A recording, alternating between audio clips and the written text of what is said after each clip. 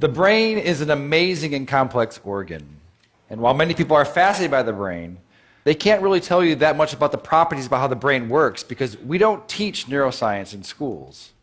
And one of the reasons why is that the equipment is so complex and so expensive that it's really only done at major universities and large institutions.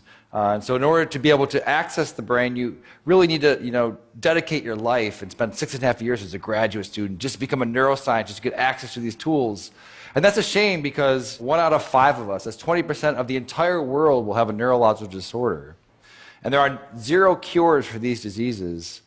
And so it seems that what we should be doing is sort of reaching back earlier in the education process and sort of teaching students about neuroscience, and so that in the future they may be thinking about possibly becoming a brain scientist. And so when I was a graduate student, my lab mate Tim Marzullo and myself decided that, what if we took this complex equipment that we have for studying the brain and made it simple enough and affordable enough that anyone, an amateur or a high school student, could learn and actually participate in the discovery of neuroscience. And so we did just that.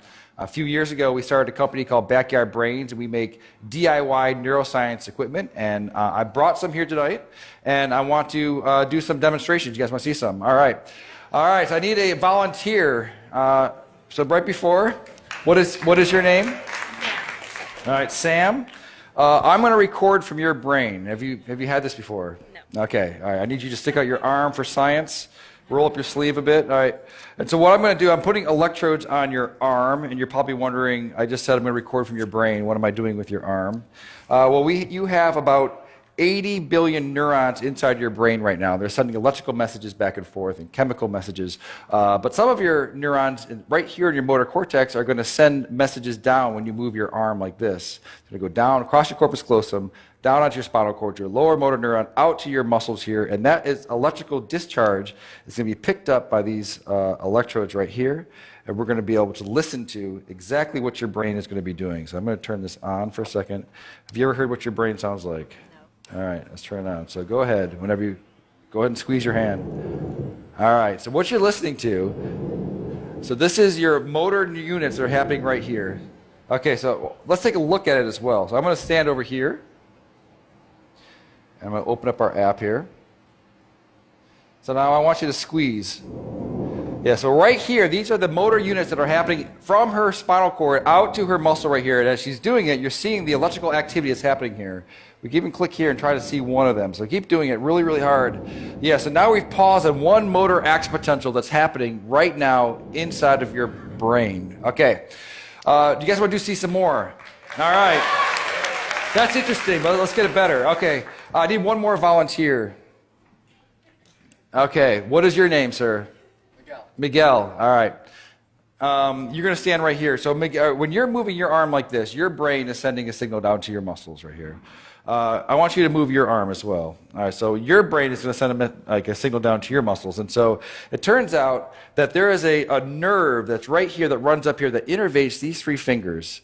And it's close enough to the skin that we might be able to stimulate that. So that we can do is copy your brain signal that's going out to your hand and inject it into your hand so that your hand will move when your brain tells your hand to move. And so in a sense, she will take away your free will, and you will no longer have any control over this hand, okay? You with me? All right, so I just need to hook you up. All right, so I'm going to find your ulnar nerve, which is probably right around here. You don't know what you're signing up for when you come up and... So now I'm going to move away, and I'm going to plug it into our human-to-human interface over here.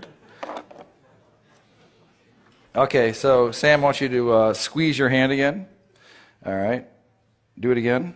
All right, perfect. So now I'm going to hook you up over here so that you get this. It's going to feel a little bit weird at first. This is going to feel like a... when you lose your free will and someone else becomes your agent, it does feel a bit strange. So I want you to relax your hand. All right, and Sam, you're with me? All right, so you're going to squeeze. I'm not going to turn it on yet, so go ahead and give it a squeeze. All right. So now, are you ready, Miguel? Ready as I'll ever be. Okay, so I've turned it on. So go ahead and turn your hand. Do you feel that a little bit? No. Okay, do it again. No, a little bit. A little bit. Okay, so relax. No, hit it again. Okay. Oh, perfect, perfect. All right, so relax. Do it again. All right, so now. All right, so right now, your brain is controlling your arm, and it's also controlling his arm. So go ahead and just do it one more time. All right, so that's perfect. So now, what would happen if I took over my control of your hand? And so just relax your hand. What happens? Nothing. Why not?